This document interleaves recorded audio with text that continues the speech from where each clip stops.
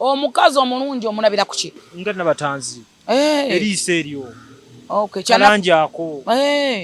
Obwalo obwo bwasiiga. Kwegamba obeera awo ng'onyumya nnyo omukazi nga n'ekizigo ne wabanya kinywe. Tofaayo kumuduwaminga. Naye weeyerusaako. Mukwano, nafunamu ki? Omulungi waba kulaba mangu.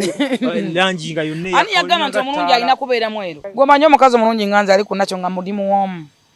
Abuguma, omanyi kitegeeza. Obulungi bw'omukazi ekisingira ddala ziba mpisa.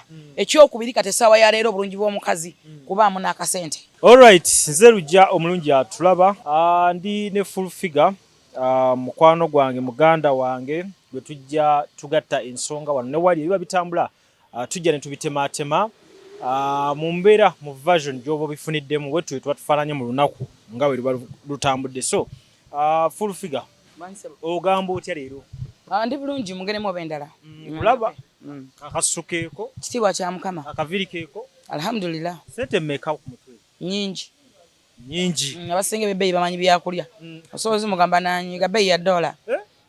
Abantu bangi tebamanyi bya bbeeyi. Ekyebbeeyi kisigala kya bbeeyi ate omukazi ow'ebbeeyi takka bbeeyi. Kale tuli ku Sula Motors olunaku olwaleero wetusinzira takka bbeeyi. Wetusinzira tuweereza video era njagala wano wennyini sokotegeeza abantu ku Sula Motors tusimbule tusumulule. Olwa kinyongero bategeeza nti tuli ku Sula Motors sanga Kusala Road tutunda emmotoka empya n'enkadde ate tugula emmotoka empya n'enkadde. Oli wadde mmotoka nti olina emmotoka gy'otunda tujje netugigwa netukuwa ssente ate osobola tugamba nti bannange njagala emmotoka yonna wetegeeza emmotoka eziriwo around tutambuzamu kamera katonda abantu balage emmotoka eziriwo emmotoka nyinyi nnyo bondi ekomeeri nyongera okutegeeza gwe muganda wange ndaba nti wano tetupangisaawo so atapangisaawo tagenda kusengukawo tagenda vaawo nkya waba twongera kugaziwa bugazi wetufuna gwe tugula tuguza gwe twongera nga tumenya Sula Motors waffe kitegeeza nti tusobola okuwa emmotoka ku kibanja mpola tusobola tukuwa mmotoka namwera tukwatagana nawe kubanga wonte tugenda kusengukawo n'olwekyo jjangu ku Sula Motors ofune emmotoka ku kibanja mpola oba yita ku 0701879187 direct obera mu office za Sula Moto oyogenda omugagga yennyini. Njaga tutandike n'embeera y'ekibuga nga we kiyimiridde. Kati abalungi beepositinga ababi simanyi kye baliko. Ebya Diana Nabatanzi wabalabye nali ne Eva Namulondo buli omu ng'agamba obulungi bumuluma. Bulungi ku bulungi abaana bali mu bwekuba. Obulungi kye ki? What is meaning of obulungi? Yenjaka ya Diana Nabatanzi. Omukazi omulungi omulabira kuki? Nga Nabatanzi. Eriisa eryo. Kalanjako. Obwalo obwo bwasiiga. Kwegamba obeera awo ng'onyumya nnyo omukazi nga n'ekizigo ne wabanya kinywe. Tofaayo kumuduwaminga. Ne waba nga anya kinywe oba nga awuuta kiwuute tofaayo kumuduwaminga. Kwegamba gwe ofa kakala oba oli ekizigo yawuuta kiwuute oba yakinywa bunywi tofaayo osobola omuduwaminga. Kati akiwusa atya wali yakiwuuta ne bitavaayo. Njagala okubategeeza bannayuganda nti ebintu bingi nnyo ebyawula omukazi. Andi kati bulungi bwe butanga. Obulungi bwe buli mu kibuga. Njagala okunnyonnyola bannayuganda nti obulungi versus obuwoomu. Kyannaku nnyo omuntu okweyita omulungi nga tosobola kulaga gw'oswa naye. Ekyokubiri njagala obategeeza nti omugagga Lwasa eyali yatta ekitiibwa ky'abalungi. Ekitiibwa ky'abalungi kyafa. Abalungi ekitiibwa kyafa n'enkaaba gye bakaabamu ndaba enkaaba gye bakaabamu. Byafa omulungi takaaba, omulungi tajula, omulungi takola ki, omulungi alaga gw'aswa naye. Omulungi asula mu katto ka musajja nga ffe abawoomu tusula ku butto bw'abasajja.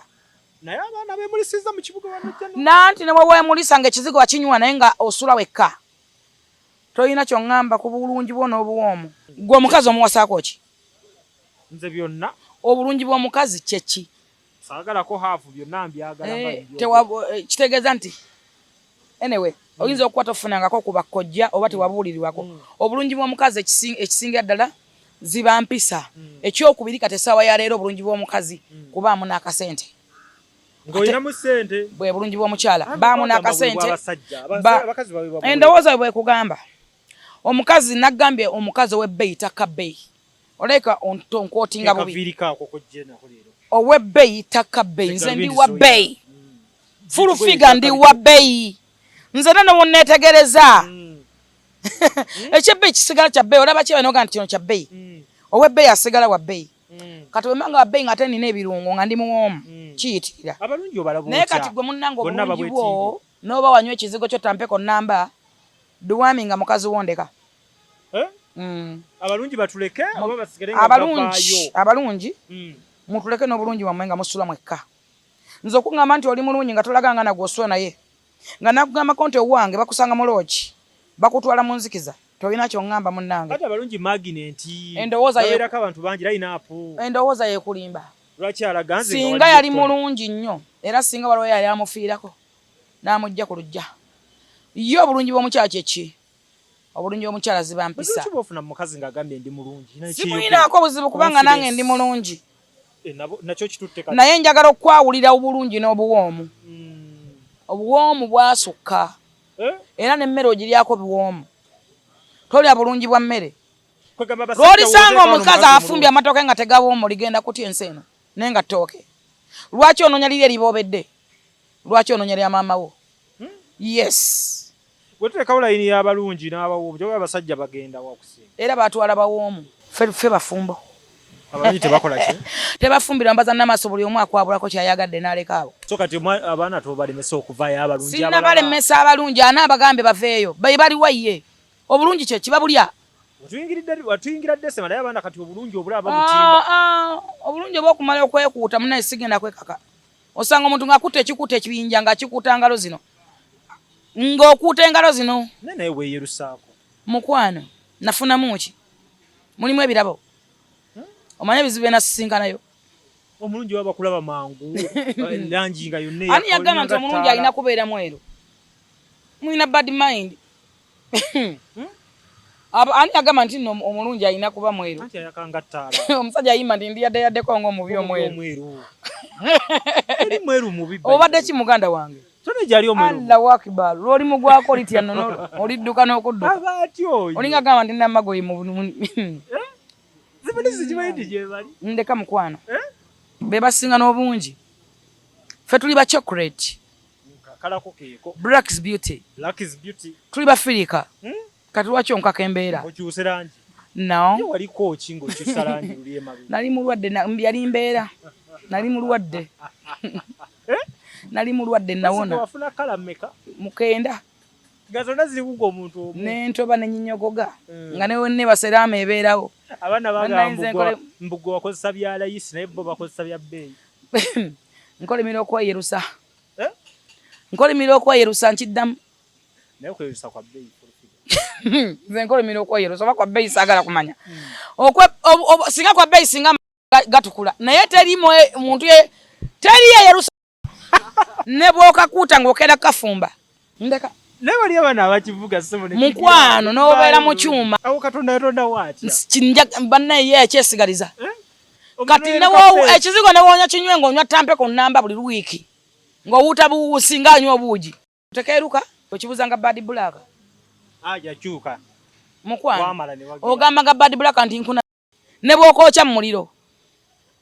Abaana bagamba mbu ekizigo gwakozesa kyalayisi. Endowooza yaabwe yali ebalimba. Nze nali mulwadde bulwazi. Nze buli lwesa nabanga omulwadde. Naye bulungi bwa bbeeyi by the way. Nedda munnange endowooza yeekulimba tuli balungi. Abaana bateekamu ssente okuba balungi. Gwoza baba baffe bayita kwameka okujja otwagala. Olina kizibu mulenzi gwe. Olina kizibu. Omwana n'ateekamu omusimbi n'ayeruka. Mukwano. N'ateekamu egundi kwegamba ne bakyusa eriiso ne lyeruka. Bwe ndi ku nnakyo sinywa bidagala. Kubanga kakati gobo uteeka kamba amaaso mbunyiga yome ddagala Katonda ge yampa geego. Njagala okugamba nti okwekkiririzaamu kintu kikulu okumakiyagala Katonda aba yakutonda n'ekyo. Bw'okikkiririzaamu kiba kirungi nnyo okusinga ekyo ky'olowooza nti kirungi. Abantu abasinga balimberimbi abanne balowooza nti si balungi. Kubanga bo beekuuta ne bava ne kunno manyi omuntu okwekuuta n'obwongo n'obukuutiramu. Mukwano omuntu yeekuuta n'obwongo n'abukuuta. Nze ndeka kambere ku nakyo ya Katonda gye yampa. Katonda mwebaza era nzikirizamu ekyo kye yampa kyekyo kyendi. Naye abakazi bangi baguze obulungi oba obuwoomu era bawenizapo nga tebalina basajja. Bayita twogere ku kintu. Lwaki abasajja balumiza nnyo abakazi abalungi ku mulembe? Tebabalumiza, tebawooma. Tebawooma, tebalina kye babafunamu. Omugendako ngolooza nti olinayo ky'onoofunayo. Ogenda okutuukayo nga wejjusa. N'obulira abaana abalungi ba Sasha Brighton be bakaaba tu. Mbu simanyi omwami yakoza. Omulungi aba akaabira ki? Omulungi baboneka munju.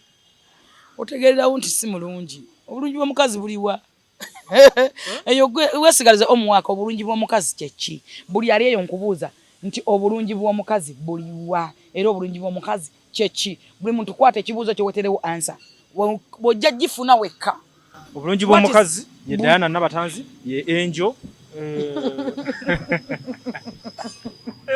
banaye lwasa watta ekitiibwa ky'obulungi kyannaku kale lwasa nkitali kusonyiwa ongamba nti abo be balungi bemulinawo nga muli bubi mukyalina olugendo nno olw'abalungi baffe be tulina bannalulungi musooke munaabe ku maaso gammwe mulabe abalungi tuliwa n'ebijujulu bagambe nga tweyongera gw'omanyi omukazi omulungi nganza ali ku nakyo nga muli muwoomu abuguma omanyi kyekitegeeza maama owulidde omukyala byebyo byonna weebiri bulungi mu bujjuvu kala zibalimba bayita abalungi mwerimba sooka wetulebeka wefumintirize weebuuza emyaka gigendako oli mulungi bw'oba wemanyi nti oli mulungi osulwa naani oba wemanyi nti oli mulungi obulungi obuggyemu ki oli mulungi ng'olina ofumba obukaddiya obuwulo obufunyemu ki olina birabo bimeka bukuumye obulungi ennaku eri ku bakazi ene amagulu gatutunda bambi naye ennaku eri ku bakazi abayita abalungi yes ensi kulaba naye amagulu gatunza abakazi abayita abalungi singa gaali googera singa wansi ayo waali woogera wandigamba bannaye tukoye tuwumule katubireke so Bugwe Estate batunda ettaka bagula ettaka eritaliko nkayana ate Bugwe Estate etunda ettaka eritaliko nkayana oba bagula nabo ettaka osobola okukubira Bugwe Estate esimu ne bakugulako ettaka nga teriiko nkayana oba ne bakuguza ettaka eritaliko nkayana bikola bibiri bagula ettaka eritaliko nkayana oba okuguza ettaka eritaliko nkayana bakuguza ettaka ery'ekyapa n'ery'endagaano n'olwekyo genda mu Bugwe Estate officer zisangibwawo zana zisangibwawo ku enajana nkumbi awo waggulu opposite ne club Nyondo oba osobola okuyita ku 0705035267 njiddamu 0705035267 direct obeera mu office za Bugwe Estate n'oyogerako nabo bweba ekyenjawulo ekiri ku Bugwe Estate bantu bawano tubamanyi bawangazi bawano baana baffe bawano ekirala nti bwakuguza ettaka gwe oba toliwa bawo oli kimukakatako ye kennyini okufollowinga ettaka lyo likoleddeko mu bwangu ligenda kulwawo okulaba nti atasobola odyongerako ekintu ekikolebwako nosigala ng'olina k'ofunamu asobola okuga nteekako ka wash osobola oteekako abana abalima ebimuli osobola oteekako ka parking kwegamba n'obeera ng'onogaka ssente mu ngeri emu oba endala nga ate woguze n'ettaka ye Bugwe Estate abantu bangi bakomyewo naddala bavudde Bulaaya bagala abamu baagala okugula amayumba babadde bapatikana nga bakola ssente baagala kugula nnyumba genda mu Ampam Villas ogule smart houses tukuguza ennyumba nga buli kimu mwekiri ngeri self contain nagamba nti Ampam Villas basanga mu Arkwright genda mu Arkwright ogule ennyumba eri smart houses omwana we asobola okuwangala mu environment ennungi ba neighbors abalungi mulimu international hospitals international schools mulimu washing bay mulimu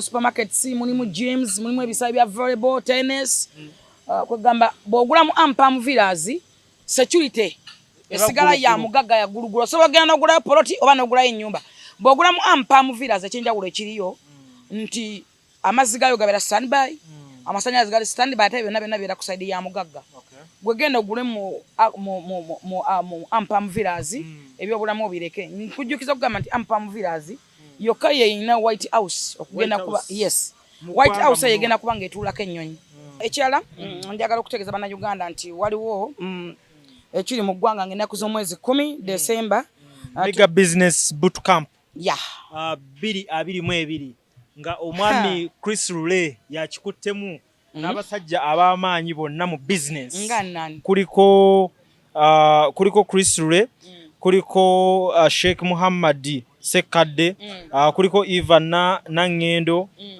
kuliko omukyala Kajoina Margaret Haji Yasini nga wembagambye Haji Yasini bakaluba kwali nnyo kwegamba abantu bangi nnyo abagiyise Mega Business Bootcamp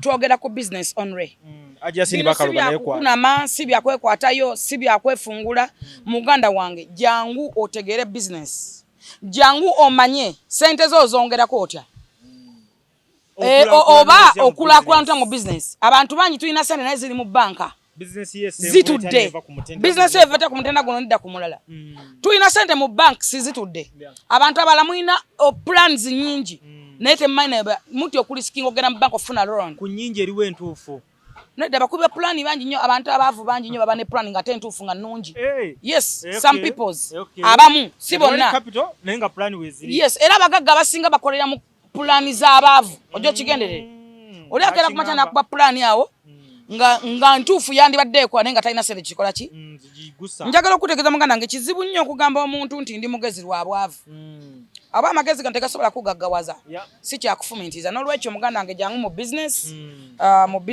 mega business bootcamp ennaku z'omwezi 10 December tugenda kubeera kati restaurant okuyingira emitwalo 5 ne 10 n'emmeza mitwalo 5 n'eyakakadde ebintu bingi bigenda okubeerawo nga main point yakusoma era n'omulamwa gwa olunaku luno gwa kukwata Abannayuganda mubeere nga mulowooza mu ngeri ey'enjawulo mu nsi y'ebyenfuna nakugamba nti success and fair based on reason and reality era gwe muganda wange agenda okujja nkugamba jangu n'emitwalo 5 ofuna akatabo ka Miss Kigunu kajja kubeerayo ke bayita success and fair based on reason and reality era wajja kubawo n'akatabo kalala kabayita reason has the word masterpiece so okujja n'emitwalo 10 ng'ogenda gula obutabo obwo nebaza omugagga wange bamuyita Martin Ebyawu yanguide table yange yakakadde kalamba n'asalawo n'agamba nti agenda nakumpereza engoye ayagala nkole nyambale design nga tezibanga wonfume nga mu America omwami oyo yangulira essimu eno iPhone yes era yangambe ayagala kungulira Apple Watch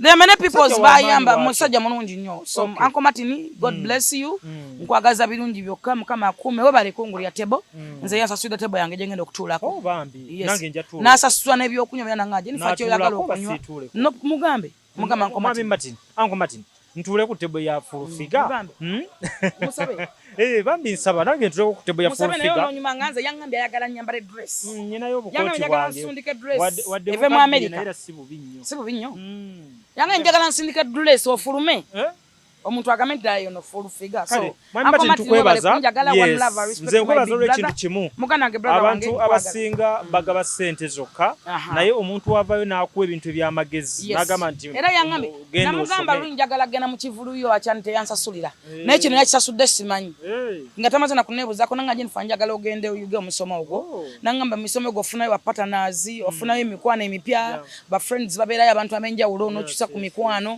osobola okugatta obwongo wabeerayo abantu nga musobola okugatta shares ne mukola business ne mumanya nti tutikulira ludda watusuba ludda wa tusobola otuka container yaffe basatu yangambe nti ebyo bino bisangamu eje emisomo naye mwe yayitira yagisomako ng'akyali mu Uganda era bimwe byamugattako okusobola ogenda n'okulakulani mu musajja w'amaanyi nnyo so 10 December katikati restaurant we tugenda okubeera nga tubeera ffenna we tuli nnyo ne ba YouTubers ab'enjawulo ab'amawulire ab'enjawulo ffenna tujja beerawo naffe nga tuzze mu mbeera ya kulaba nga tulowooza mu ngeri ey'enjawulo sort media ejja kubanga streaming olaba abantu ab'enjawulo Haji Yasin Bakaluba Eva Nangendo Chris Rule yennyini tulinawo Kajoyina Margaret Sheikh Muhammad Sekadde bonna we bali n'abalala bangi nnyo nnyo bojja okuba nga olaba ku lunaku luno olunaku kwegamba lwanjawulo nnyo tukeerako ku makya ssaawa 3 ku makya ate paka eyo olweggulo gye tumunaawungirira tosuubira bayimbi ne ODSA tosuubira bakomedi sajja yakoze stage business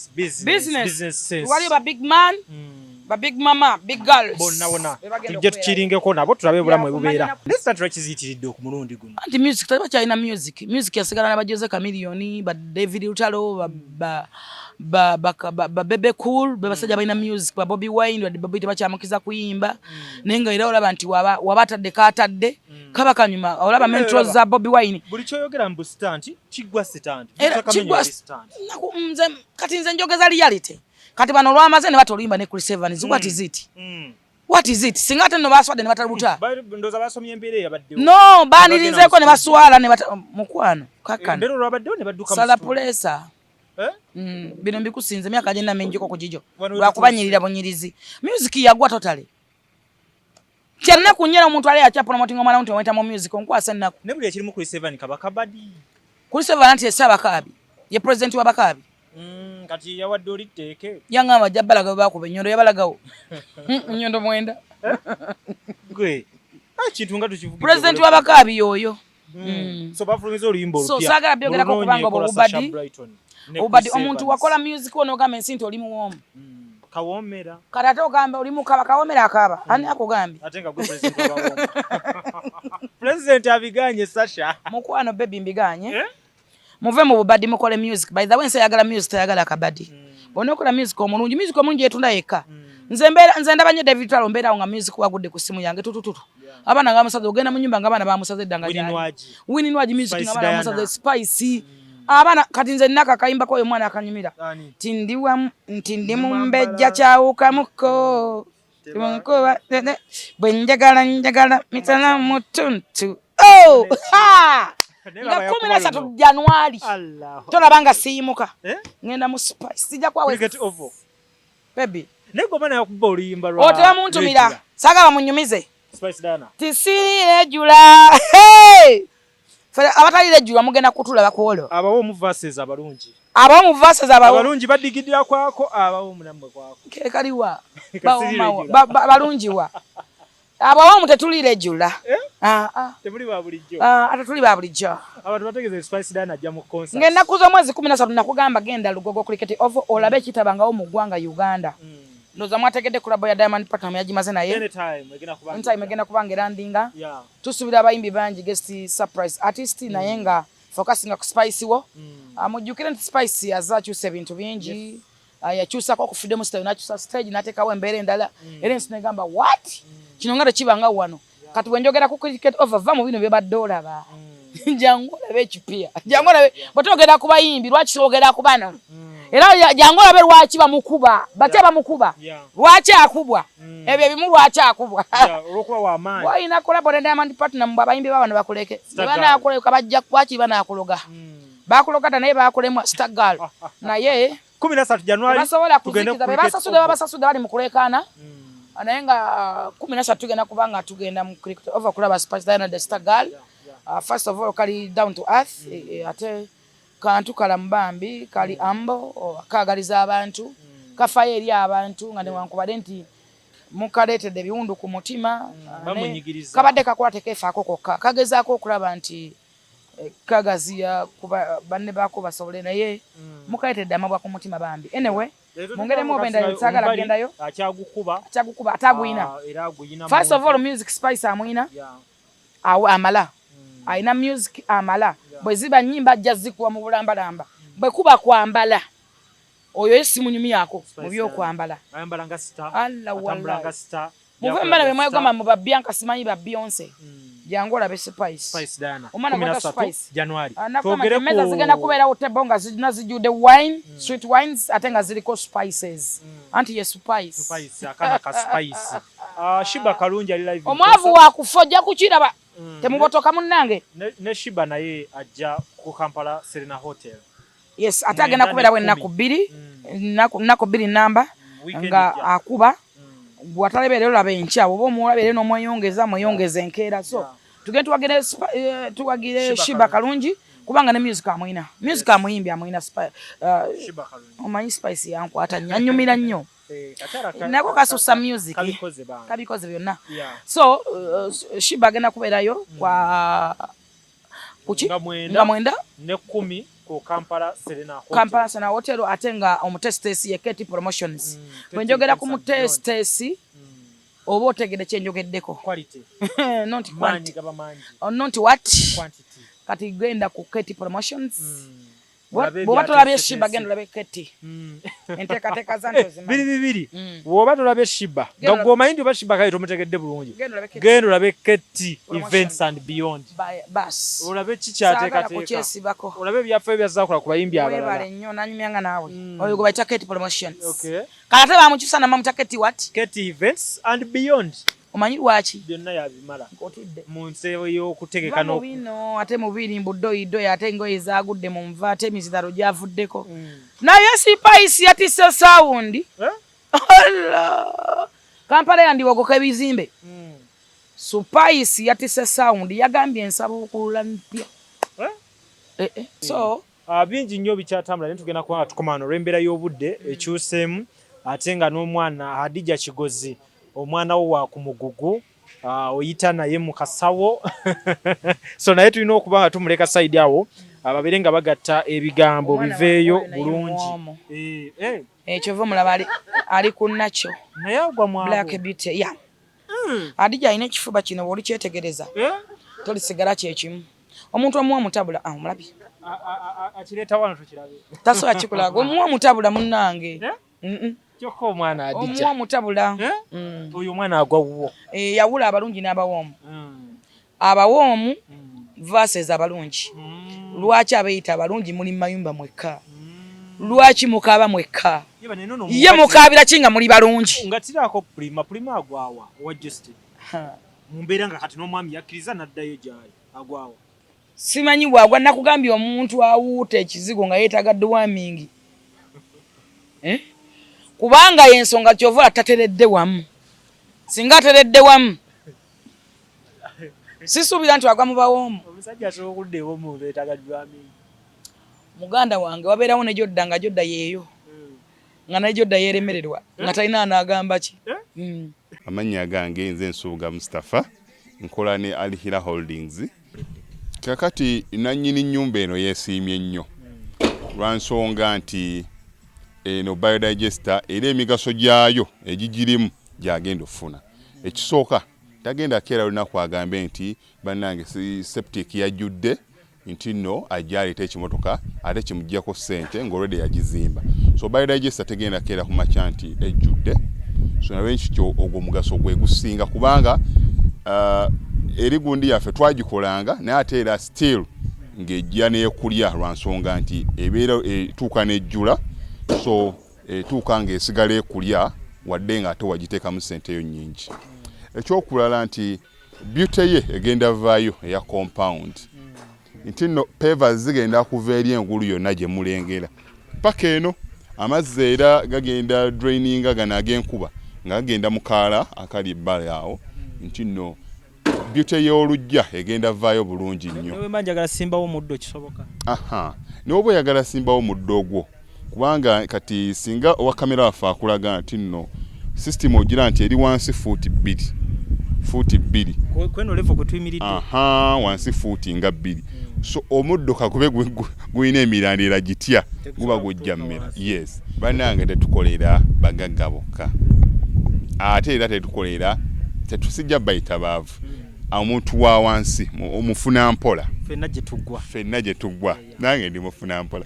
So sikolera bantu sina kika kye ngamba mbuno nno nkolera baneeno wabula buli omu era buli omu nga bwozze bwe tukola ki bwe tukwata. Kati Alihira Holdings Uganda Limited tusangibwa Kamoocha Prince Charles Drive plot 45 Kamoocha we wali offices zaffe.